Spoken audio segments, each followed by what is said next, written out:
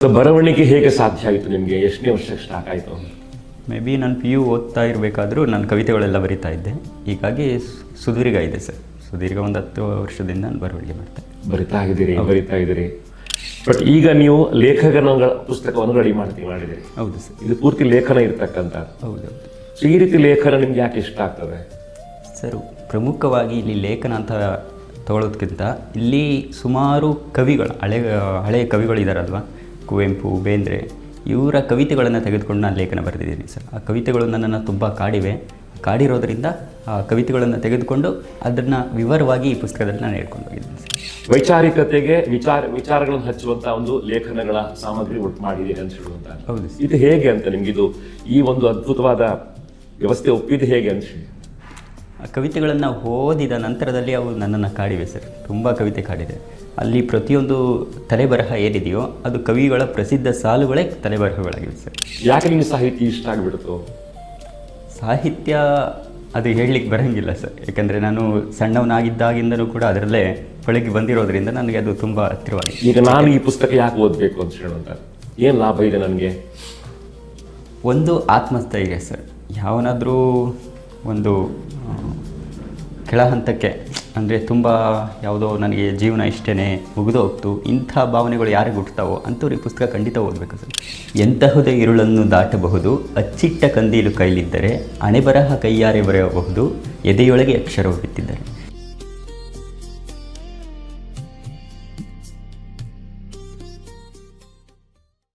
ಆತ್ಮೀಯ ಓದುಗ ಬಂಧುಗಳೇ, ಅತ್ಯಂತ ಪ್ರೀತಿಯ ಒಂದು ಕಾರ್ಯಕ್ರಮಕ್ಕೆ ಸ್ವಾಗತವನ್ನು ಕೋರ್ತಾ ಇದ್ದೇನೆ.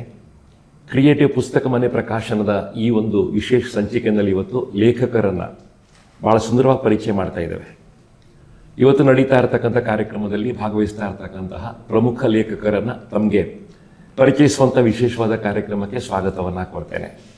ನಮ್ಮ ಜೊತೆ ಇವತ್ತು ಮನು ಗುರುಸ್ವಾಮಿ ಅಂತ ಭಾಳ ಪ್ರಸಿದ್ಧವಾದ ಲೇಖಕರು ಬಂದಿದ್ದಾರೆ. ಅವರು ದಾವಣಗೆರೆಯಲ್ಲಿ ಕನ್ನಡ ಪ್ರಾಧ್ಯಾಪಕರು. ಅವರ ವಿಶೇಷವಾದ ಪುಸ್ತಕ ನಿನ್ನ ಇಚ್ಛೆಯಂತೆ ನಡವೆ ಇವತ್ತು ಪ್ರಕಟಗೊಳ್ತಾ ಇದೆ. ಅದರ ಬಗ್ಗೆ ಅವ್ರ ಜೊತೆ ಮಾತಾಡುವಂಥದ್ದು ವಿಶೇಷವಾಗಿ ನಾನು ಕಾರ್ಯಕ್ರಮಕ್ಕೆ ಸ್ವಾಗತ ಮಾಡ್ತೇನೆ. ಮನು ಸರ್, ಈ ಕಾರ್ಯಕ್ರಮಕ್ಕೆ ಸ್ವಾಗತ ಕೊಡ್ತೇನೆ. ನಿಮ್ಮ ಬಗ್ಗೆ 2 ಪ್ರೀತಿ ಮಾತು ಸರ್. ನಾನು ಮೂಲತಃ ಮೈಸೂರು ಜಿಲ್ಲೆ ತಲಕಾಡ್ನವನು. ಪ್ರಸ್ತುತ ಶಾಮನೂರು ಶಿವಶಂಕರಪ್ಪ ಅವರ ಪದವಿ ಪೂರ್ವ ಕಾಲೇಜಲ್ಲಿ ವರ್ಕ್ ಮಾಡ್ತಾ ಇದ್ದೀನಿ.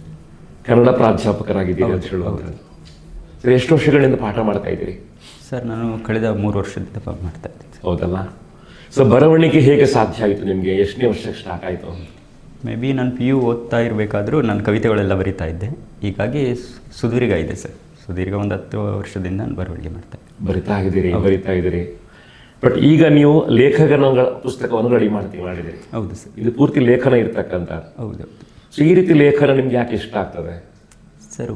ಪ್ರಮುಖವಾಗಿ ಇಲ್ಲಿ ಲೇಖನ ಅಂತ ತಗೊಳ್ಳೋದಕ್ಕಿಂತ ಇಲ್ಲಿ ಸುಮಾರು ಕವಿಗಳು ಹಳೆಯ ಕವಿಗಳಿದ್ದಾರಲ್ವ, ಕುವೆಂಪು, ಬೇಂದ್ರೆ, ಇವರ ಕವಿತೆಗಳನ್ನು ತೆಗೆದುಕೊಂಡು ನಾನು ಲೇಖನ ಬರೆದಿದ್ದೀನಿ ಸರ್. ಆ ಕವಿತೆಗಳು ನನ್ನನ್ನು ತುಂಬ ಕಾಡಿರೋದ್ರಿಂದ ಆ ಕವಿತೆಗಳನ್ನು ತೆಗೆದುಕೊಂಡು ಅದನ್ನು ವಿವರವಾಗಿ ಈ ಪುಸ್ತಕದಲ್ಲಿ ನಾನು ಹೇಳ್ಕೊಂಡು ಹೋಗಿದ್ದೀನಿ ಸರ್. ಹೌದಲ್ಲ? ಈ ಪುಸ್ತಕ ತುಂಬ ಬೇರೆ ಬೇರೆ ಕವಿಗಳ ಕವಿತೆ ಸಾಲುಗಳು, ಸ್ಥಾನಗಳನ್ನು ಪಡೆದಿರ್ತಕ್ಕಂಥದ್ದು. ಹೌದಲ್ಲ? ಭಾಳ ಅದ್ಭುತ ಅಂತ ನಂಗೆ ಅನಿಸ್ತಾ ಇದೆ. ವೈಚಾರಿಕತೆಗೆ ವಿಚಾರಗಳನ್ನು ಹಚ್ಚುವಂಥ ಒಂದು ಲೇಖನಗಳ ಸಾಮಗ್ರಿ ಒಟ್ಟು ಮಾಡಿದ್ದೀರಿ ಅಂತ ಹೇಳುವಂತ. ಹೌದು. ಇದು ಹೇಗೆ ಅಂತ ನಿಮಗಿದು ಈ ಒಂದು ಅದ್ಭುತವಾದ ವ್ಯವಸ್ಥೆ ಒಪ್ಪಿದ್ದು ಹೇಗೆ ಅನಿಸಿ? ಆ ಕವಿತೆಗಳನ್ನು ಓದಿದ ನಂತರದಲ್ಲಿ ಅವು ನನ್ನನ್ನು ಕಾಡಿವೆ ಸರ್. ತುಂಬ ಕವಿತೆ ಕಾಡಿದೆ. ಅಲ್ಲಿ ಪ್ರತಿಯೊಂದು ತಲೆಬರಹ ಏನಿದೆಯೋ ಅದು ಕವಿಗಳ ಪ್ರಸಿದ್ಧ ಸಾಲುಗಳೇ ತಲೆಬರಹಗಳಾಗಿವೆ ಸರ್. ನೀವು ನೋಡಬೇಕು, ಪುಸ್ತಕದ ಹೆಸರಿದೆ ನಿನ್ನ ಇಚ್ಛೆಯಂತೆ ನಡುವೆ. ಅದು ಕೂಡ KS ನರಸಿಂಹಸ್ವಾಮಿ ಅವರು ಬರೆದಿರೋ ಒಂದು ಪದ್ಯದ ಸಾಲು. ಹೌದಲ್ಲ? ಸೊ ಬದುಕಿನ ದಟ್ಟವಾದ ಅನುಭವಗಳು ನಿಮ್ಮ ಮೂಲಕ ಬರೆಸ್ತು ಅಂತ ಹೌದಲ್ಲ? ಅನುಭವಗಳ ಮೂಲಕ ಬರಲಿ ಸ್ಟಾರ್ಟ್ ಮಾಡಿದೆ. ಹೌದು ಸರ್. ಈ ಪುಸ್ತಕ ಬರೀಬೇಕು ಅಂತ ನಿಮ್ಗೆ ಯಾಕೆ ಅನ್ನಿಸ್ತು? ಆ ಪುಸ್ತಕದಲ್ಲಿ ಆ ಕವಿತೆಗಳನ್ನು ನೀವು ಗಮನಿಸಿದ್ರೆ ನಿಮಗೆ ಅರ್ಥ ಆಗ್ತೈತೆ ಸರ್. ಈಗ ದೇವ ನಿನ್ನ ಮಾಯೆ ಗಂಜಿ ನಡಿಗಿ ಬಾಡೆನು, ನಿನ್ನ ಇಚ್ಛೆಯಂತೆ ನಡುವೆ ಅಡ್ಡಿ ಮಾಡೇನು. ಎಷ್ಟು ಸುಮಧುರವಾಗಿದೆ ಸರ್ ಸಾಲು. ಕೇಳಲಿಕ್ಕೆ, ಓದಲಿಕ್ಕೆ ಎಷ್ಟು ಅರ್ಥವನ್ನು ಕೊಡುತ್ತೆ. ಅದು ಇಷ್ಟ ಆಗದೇ ಇರೋದು ಬರೆಸುತ್ತೆ ಅದು. ಹೌದು. ಎಷ್ಟು ಲೇಖನಗಳಿವೆ ಪುಸ್ತಕದಲ್ಲಿ ಅಂತ? ಸುಮಾರು 10 ಲೇಖನಗಳಿವೆ ಸರ್. ಹೌದು. ವಿಚಾರಗಳನ್ನು ಪ್ರಚೋದಿಸುವಂತಹ, ಮನಸ್ಸಿಗೊಂದು ಬೆಳಕನ್ನು ಬೀರುವಂತಹ ಲೇಖನಗಳನ್ನು ಒಟ್ಟು ಮಾಡಿದ್ದೀರಿ ಅಂತ ಹೇಳುವಂತಹ. ಅದರಲ್ಲಿ ಸಾಹಿತ್ಯವೇ ಪ್ರಧಾನ. ಹೌದು ಸರ್. ಯಾಕೆ ನಿಮಗೆ ಸಾಹಿತ್ಯ ಇಷ್ಟ ಆಗಿಬಿಡ್ತು? ಸಾಹಿತ್ಯ ಅದು ಹೇಳಲಿಕ್ಕೆ ಬರೋಂಗಿಲ್ಲ ಸರ್. ಯಾಕಂದರೆ ನಾನು ಸಣ್ಣವನಾಗಿದ್ದಾಗಿಂದನೂ ಕೂಡ ಅದರಲ್ಲೇ ಬಳಿಗೆ ಬಂದಿರೋದ್ರಿಂದ ನನಗೆ ಅದು ತುಂಬ ಹತ್ತಿರವಾಗಿದೆ. ಹೌದಾ? ಸಾಹಿತ್ಯದ ಸಾಲುಗಳನ್ನು ಬಹಳ ಚೆನ್ನಾಗಿ ಪೋಣಿಸುವ ಶಕ್ತಿ ನಿಮ್ಗೆ ಬಂದಿರ್ತಕ್ಕಂಥದ್ದು. ಯಾಕೆಂದರೆ ನಾವು ಸಣ್ಣವನಾಗಿದ್ದಾಗಿಂದನೂ ಕೂಡ ಭಾವಗೀತೆಗಳು, ನಾವು ರೇಡಿಯೋದಲ್ಲೆಲ್ಲ ಬರ್ತಾ ಇದ್ದ ಭಾವಗೀತೆಗಳನ್ನೆಲ್ಲ ಕೇಳ್ಕೊ ಬೆಳೆದಿರೋದ್ರಿಂದ, ಅದರ ನಂತರದಲ್ಲಿ ನಾನು MA ಕನ್ನಡನೇ ಓದಿರೋದ್ರಿಂದ ಅದು ತುಂಬ ನನಗೆ ಹತ್ತಿರವಾಗಿದೆ. ಹೌದು. ಈಗ ಒಂದೊಂದು ಲೇಖನಗಳ ಬಗ್ಗೆ ಕೂಡ ತುಂಬ ತೂಕ ಇರತಕ್ಕಂಥ ಲೇಖನಗಳು, ನೀವು ಹೇಳಿದ ಪ್ರಕಾರ ಸಾಹಿತ್ಯ ಪ್ರಧಾನವಾಗಿರ್ತಕ್ಕಂಥ ಲೇಖನಗಳು. ಇದು ಓದುಗರು ಯಾವ ರೀತಿ ಸ್ವೀಕರಿಸಬೇಕು ಈ ಲೇಖನಗಳನ್ನು? ಖಂಡಿತ ಸರ್, ಪುಸ್ತಕವನ್ನು ಖಂಡಿತ ಓದುಗರು ತಮ್ಮ ಮುಡಿಗೆ ಏರಿಸ್ಕೋತಾರೆ ಅಂತ ನನಗೆ ಭಾವನೆ ಇದೆ. ಹೌದು. ಈಗ ನಾನು ಈ ಪುಸ್ತಕ ಯಾಕೆ ಓದಬೇಕು ಅಂತ ಹೇಳುವಂಥದ್ದು, ಏನು ಲಾಭ ಇದೆ ನನಗೆ? ಒಂದು ಆತ್ಮಸ್ಥೈರ್ಯ ಸರ್. ಯಾವನಾದರೂ ಒಂದು ಕೆಳ ಹಂತಕ್ಕೆ, ಅಂದರೆ ತುಂಬ ಯಾವುದೋ ನನಗೆ ಜೀವನ ಇಷ್ಟೇ ಮುಗಿದು ಹೋಗ್ತು, ಇಂಥ ಭಾವನೆಗಳು ಯಾರಿಗೆ ಹುಟ್ಟುತ್ತಾವೋ ಅಂಥವ್ರು ಈ ಪುಸ್ತಕ ಖಂಡಿತ ಓದಬೇಕು ಸರ್. ಇಲ್ಲಿ ಕುಗ್ಗಿದಾಗಲೆಲ್ಲ ಕಗ್ಗ ಓದು ಅಂತ ಒಂದು ಲೇಖನ ಇದೆ ಸರ್, ಮಂಕುತಿಮ್ಮನ ಕಗ್ಗದ ಬಗ್ಗೆ ಬರ್ತಿರುವಂಥದ್ದು. ಅಲ್ಲಿ ಮಂಕುತಿಮ್ಮನ ಕಗ್ಗ ಮನುಷ್ಯನ ಜೀವನಕ್ಕೆ ಯಾವ ರೀತಿಯ ಒಂದು ಏನು ಮಾರ್ಗದರ್ಶನವಾಗುತ್ತೆ ಅನ್ನೋದು ಅಲ್ಲಿ ಒಂದು ಲೇಖನದ ಮೂಲಕ ಜನರಿಗೆ ಅರ್ಥ. ಹೌದು ಹೌದು. ಒಂದೆರಡು ಉದಾಹರಣೆ ಕೊಡಿ ಅಂತ ಹೇಳಿ, ಹೇಗದು ಮನಸ್ಸಿಗೆ ತಟ್ಟುವಂಥದ್ದು ಅಂತ ಹೇಳಿ. ನೀವು ಗಮನಿಸಿರ್ತೀರಿ, ಈ KSRTC ಬಸ್ ಹಿಂದುಗಡೆ ಬರೆದಿರ್ತಾರೆ ನೋಡಿ, ಇರುವ ಭಾಗ್ಯವನ್ನೆನೆದು ಬಾರನೆಂಬುದ ಬಿಡು. ಅದರ ಪೂರ್ತಿ ಒಂದು ಕಗ್ಗ ಈ ರೀತಿದೆ: ಬರದಿಹುದ ರೇಣಿಕೆಯಲ್ಲಿ ಬಂದಿಹುದ ಮರೆಯದಿರು, ಗುರುತಿಸು ಒಳಿತಿರುವುದನ್ನು ಕೇಡುಗಳ ನಡುವೆ, ಇರುವ ಭಾಗ್ಯವನ್ನೆನೆದು ಬಾರನೆಂಬುದ ಬಿಡು, ಅರ್ಶಕ್ಕಿದೆ ದಾರಿಯಲ್ಲೋ ಮಂಕುತಿಮ್ಮ. ಎಷ್ಟು ಅರ್ಥಗರ್ಭಿತವಾಗಿದೆ ಸರ್. ಈ ರೀತಿ ತುಂಬ ಕಗ್ಗಗಳು ಏನಾಗ್ತಾವೋ, ಅದರಲ್ಲೂ DVG ಮಂಕುತಿಮ್ಮನ ಕಗ್ಗ ಇದೆಯಲ್ಲ, ಮನುಷ್ಯನ ಬದುಕಿಗೆ ತುಂಬ ಅವಶ್ಯಕವಾಗಿರುವಂಥ ಒಂದು ಪುಸ್ತಕ ಸರ್. ಜೀವನದಲ್ಲಿ ಒಮ್ಮೆನಾದರೂ ಆ ಒಂದು ಮಂಕುತಿಮ್ಮನ ಕಗ್ಗನ ಓದಲೇಬೇಕು. ಮಂಕುತಿಮ್ಮನ ಕಗ್ಗದಂಥ ಒಂದು ಕೃತಿಗಳು ಹೇಗೆ ನಮ್ಮ ಮೇಲೆ ಪ್ರಭಾವ ಬೀರ್ತವೆ ಸರ್? ಅದೇ ಹೇಳಿದ್ನಲ್ಲ, ಯಾವ ವ್ಯಕ್ತಿ ತನ್ನ ಜೀವನದಲ್ಲಿ ನಾನು ಕುಗ್ಗೋಗಿದ್ದೀನಿ, ನನಗೆ ಬೇರೆ ಆಯ್ಕೆನೇ ಇಲ್ಲ ಅಂತ ಹೋಗ್ತಾನೋ, ಅವನು ಒಂದು ಬಾರಿ ಅದು ಮಂಕುತಿಮ್ಮನ ಕಗ್ಗ ಓದ್ಬಿಟ್ರೆ ತನ್ನ ಜೀವನನ ತಾನೇ ರೂಪಿಸ್ಕೊಬಿಡ್ತಾನೆ ಸರ್. ಜೀವನ ಅಂತಂದರೆ ಈಗಿದೆ, ನಾನು ಈಗ ಬದುಕಬೇಕು, ಈಗ ಇಷ್ಟೇ, ಏನು ಮಾಡಬೇಕು ಏನು ಬಿಡಬೇಕು ಅನ್ನೋದು ಆಗ ಒಂದು ಮಂಕುತಿಮ್ಮನ ಕಗ್ಗದಲ್ಲಿ ಅರ್ಥ ಆಗ್ಬಿಡುತ್ತೆ. ಹೌದು. ಸಾಹಿತ್ಯ ಅಂತ ಹೇಳುವಂಥದ್ದು ಮನುಷ್ಯನ ಬೆಳೆಸುವಂಥದ್ದು ಅಂತ ಹೇಳ್ತಾರೆ, ಹೌದಲ್ಲ? ನಿಮ್ಗೆ ಹೇಗದು ಶಕ್ತಿ ಕೊಡ್ತು ಸಾಹಿತ್ಯ ಅಂತ ಹೇಳುವಂಥದ್ದು? ಸರ್, ಸಾಹಿತ್ಯದಿಂದ ನಾನು ನನ್ನ ಜೀವನವನ್ನು ರೂಪಿಸ್ಕೊಂಡಿದ್ದೀನಿ. ಈಗ ಕನ್ನಡ MA ಓದಿದ್ರೆ ನನಗೆ ಆಯ್ಕೆಗಳೇ ಇಲ್ಲ ಅಂತ ಹೇಳ್ತಾರೆ ನೋಡಿ. ಎಲ್ಲೋ ಒಂದು ಕಡೆ ಲೆಕ್ಚರೋ ಮತ್ತೊಂದು ಮಾಡಿದ್ರೆ ಒಂದು 5,000 10,000, ಬಟ್ ನಾನು ಅದನ್ನು ಮೀರಿ ಹೋಗಿದ್ದೀನಿ ಸರ್. ನನಗೆ ಕನ್ನಡ ಸಾಹಿತ್ಯ ನನ್ನ ಕೈ ಹಿಡಿದಿದೆ. ಇವತ್ತು ನಾನು ಇಲ್ಲಿಗೆ ಬಂದಿದ್ದೀನಿ ಅಂತಂದರೆ ಅದು ಕನ್ನಡ ಸಾಹಿತ್ಯದ ಮೂಲಕ, ನಿಮ್ಮ ಮುಂದೆ ಕೂತ್ಕೊಂಡು ಮಾತಾಡ್ತಾ ಇದ್ದೀನಿ ಅಂದರೂ ಅದು ಸಾಹಿತ್ಯದ ಮೂಲಕ. ತರಗತಿಯಲ್ಲಿ ಪಾಠಗಳನ್ನು ಮಾಡುವಾಗ ಸಾಹಿತ್ಯವನ್ನು ಜಾಸ್ತಿ ಬಳಕೆ ಮಾಡ್ಕೋತೀರಿ? ಹೌದು ಸರ್. ಮಕ್ಕಳು ಕೇಳ್ತಾರ ಸಾಹಿತ್ಯವನ್ನು? ಕೇಳ್ತಾರೆ ಸರ್, ಕೇಳ್ತಾರೆ.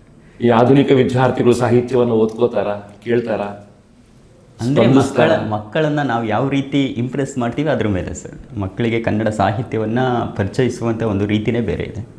ಈಗ ಡಿಪ್ಲೊಮೊ ಮಕ್ಕಳು ಇದ್ದಾರಲ್ವ, ಅವ್ರಿಗೇನು ಮಾಡಿದರೆ ಕನ್ನಡ ಸಾಹಿತ್ಯವನ್ನು ಇಟ್ಟಿದ್ದಾರೆ. ಅದು ಸ್ವಲ್ಪ ಏನಾಗುತ್ತೆ, ದೀರ್ಘ ಲೇಖನಗಳಾಗಿರೋದ್ರಿಂದ, ದೀರ್ಘ ಹಳೆಗನ್ನಡ ಬಗ್ಗೆ ಮಾತಾಡೋದ್ರಿಂದ ಅವರು ಅಟ್ರ್ಯಾಕ್ಟ್ ಆಗೋದು ಕಡಿಮೆ. ಅದನ್ನು ಯಾವ ರೀತಿಯಲ್ಲಿ ಅವರಿಗೆ ರೀಚ್ ಮಾಡಿದರೆ ಅವರು ಕೇಳ್ತಾರೆ ಕನ್ನಡ ಸಾಹಿತ್ಯವನ್ನು. ಈಗ ಬರೀ ಪಂಪನ ಬಗ್ಗೆನೇ ಓದ್ಕೊಳ್ಳಿ ಅಂತಂದರೆ ಅವ್ರು ಹೇಳೋಂಗಿಲ್ಲ. ಪಂಪನ ಯಾವುದಾದ್ರೂ ಒಂದು ಚೆಂದ ಇರೋ ಪದ್ಯ ಇಟ್ಟರೆ ಪಂಪನನ್ನು ಅವರು ಓದ್ಕೋತಾರೆ.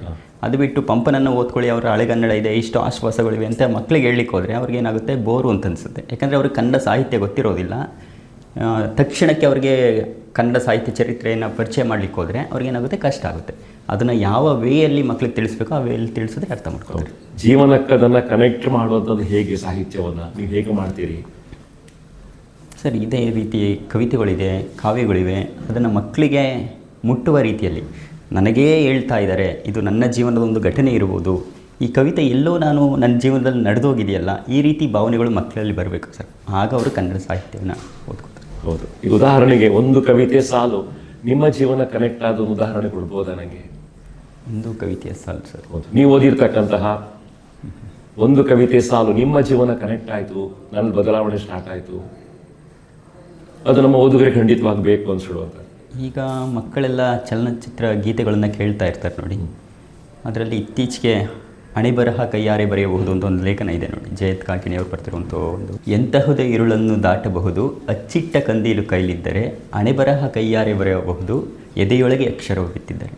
ಇದು ಮಕ್ಕಳಿಗೂ ಕೂಡ ಅನ್ವಯ ಆಗುತ್ತೆ, ದೊಡ್ಡವ್ರಿಗೂ ಕೂಡ ಅನ್ವಯ ಆಗುತ್ತೆ. ಹೀಗಾಗಿ ಈ ಒಂದು ಪುಸ್ತಕನ ಓದಲೇಬೇಕು ಸರ್. ಹೌದು. ಈ ಪುಸ್ತಕ ನಾನು ಓದಬೇಕು ಅಂತ ಖಂಡಿತ ಆಸೆ ಪಡ್ತೇನೆ. ಬಟ್ ಯಾವ ನಾನು ಮೈಂಡ್ ಸೆಟ್ಟಲ್ಲಿ ಈ ಪುಸ್ತಕ ಓದಬೇಕು ಅಂತ ನೀವು ಭಾವಿಸ್ಕೊಳ್ತೀರಿ? ನಾನು ಏನು ನಿರೀಕ್ಷೆ ಮಾಡಬೇಕು ಪುಸ್ತಕದ ಬಗ್ಗೆ ಸರ್? ಇದು ಪರ್ಟಿಕ್ಯುಲರ್ ಆಗಿ ಇಂತಹ ಒಂದು ಪರಿಸ್ಥಿತಿಯಲ್ಲಿ ಇದ್ದಾಗಲೇ ಓದಬೇಕು ಅಂತೇನಿಲ್ಲ. ನೀವು ಒಮ್ಮೆ ಒಂದು ಲೇಖನವನ್ನು ಓದಲಿಕ್ಕೆ ಕೂತ್ಕೊಂಡ್ರೆ ಇಡೀ ಪುಸ್ತಕವನ್ನು ಓದಿ ಮುಗಿಸೇ ಎದ್ದೇಳೋದ ಮೇಲೆ. ಸಣ್ಣ ಪುಸ್ತಕ, ಹೌದು, ತುಂಬ ಗಾತ್ರ ಇಲ್ಲ, 10 ಲೇಖನ ಅಂತ ನೀವು ಹೇಳ್ತೀರಿ, ಒಂದಿನದಲ್ಲಿ ಓದು ಮುಗಿಸ್ಬೋದು. ಹೌದು ಸರ್, ಖಂಡಿತ. ಸುಂದರವಾಗಿರ್ತಕ್ಕಂಥ 10 ಲೇಖನಗಳನ್ನು ಸರ್ ಒಟ್ಟು ಮಾಡಿದ್ದಾರೆ ಇವತ್ತು. ಜೊತೆಗೆ ಅಲ್ಲಿ ಕೇವಲ ನಾನು ಹೇಳೋ ವಿಚಾರಧಾರೆಗಳಿಲ್ಲ, ಕವಿಗಳ ಕವಿತೆಗಳ ಸಾಲುಗಳು ಕೂಡ ಇದೆ. ಪ್ರತಿಯೊಬ್ಬ ಓದರಿಗೂ ಅಟ್ರಾಕ್ಟ್ ಆಗುತ್ತೆ. ಹೌದು.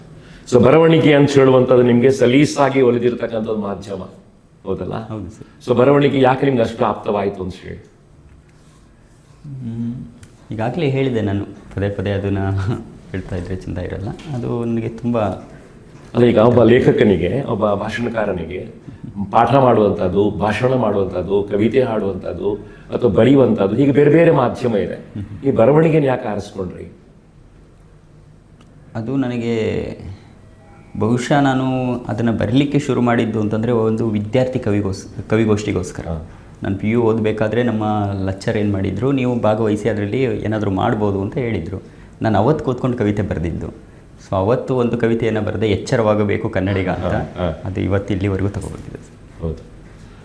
ನನ್ನ ಪ್ರೀತಿಯ ಓದುಗ ಬಂಧುಗಳೇ, ಬಹಳ ಶ್ರೇಷ್ಠವಾಗಿರ್ತಕ್ಕಂಥ ಪುಸ್ತಕ ಇವತ್ತು ಪ್ರಕಾಶನಗೊಳ್ತಾ ಇದೆ. ಪುಸ್ತಕ ಮನೆ ಪ್ರಕಾಶನದ 22 ಪುಸ್ತಕಗಳ ಅದ್ಭುತವಾದ ಸರಣಿಯಲ್ಲಿ ಇದೊಂದು ಶ್ರೇಷ್ಠ ಪುಸ್ತಕ ಅಂತ ನಂಗೆ ಅನಿಸ್ತಾ ಇದೆ. ನಿನ್ನ ಇಚ್ಛೆಯಂತೆ ನಡುವೆ ಮನುಗುರುಸ್ವಾಮಿ ಅಂತ ಹೇಳುವಂಥ ಒಬ್ಬ ಕನ್ನಡ ಪ್ರಾಧ್ಯಾಪಕರು ಬರೆದಿರ್ತಕ್ಕಂಥ ಪುಸ್ತಕ ಇದು. ದಾವಣಗೆರೆಯಿಂದವರು ಈ ಪ್ರೋಗ್ರಾಮಿಗೋಸ್ಕರ ಬಂದಿರತಕ್ಕಂಥದ್ದು. ಇದನ್ನು ಓದುಗರೆ ಖಂಡಿತವಾಗಿ ಎದೆಗೆ ಅಪ್ಪಿಕೊಂಡು ಓದಬೇಕು ಅಂತ ಆಸೆ ಪಡ್ತಾರೆ. ಯಾರು ಸಾಹಿತ್ಯದಲ್ಲಿ ಆಸಕ್ತಿ ಪಡ್ಕೊಂಡಿದ್ದಾರೆ, ಯಾರು ಸಾಹಿತ್ಯ ಸಾಲುಗಳನ್ನು ದಿನಾಲು ಬಳಕೆ ಮಾಡ್ತಾರೆ, మరి ಯಾರು ಸಾಹಿತ್ಯದ ಮೂಲಕ ತಿದ್ದಿಕೊಳ್ಬೇಕು ಅಂತ ಆಸೆ ಪಡ್ತಾರೆ, ಅವರು ಈ ಪುಸ್ತಕವನ್ನು ಓದಬೇಕು ಅಂತ ಹೇಳುವಂಥ ವಿನಂತಿಯನ್ನು ಮಾಡ್ಕೊಳ್ತಾ ನಾನು ಧನ್ಯವಾದವನ್ನು ಸಲ್ಲಿಸ್ತಾ ಇದ್ದೇನೆ. ಅವರಿಗೆ ಇನ್ನಷ್ಟು ಬರೆಯುವ ಶಕ್ತಿ ಭಗವಂತ ಕೊಡಲಿ ಅಂತ ಪ್ರಾರ್ಥನೆ ಮಾಡ್ತಾ ಈ ಕಾರ್ಯಕ್ರಮ ಮುಗಿಸ್ತಾ ಇದ್ದೇನೆ. Thank you very much. ಧನ್ಯವಾದ ಸರ್. Thank you. ಥ್ಯಾಂಕ್ಸ್.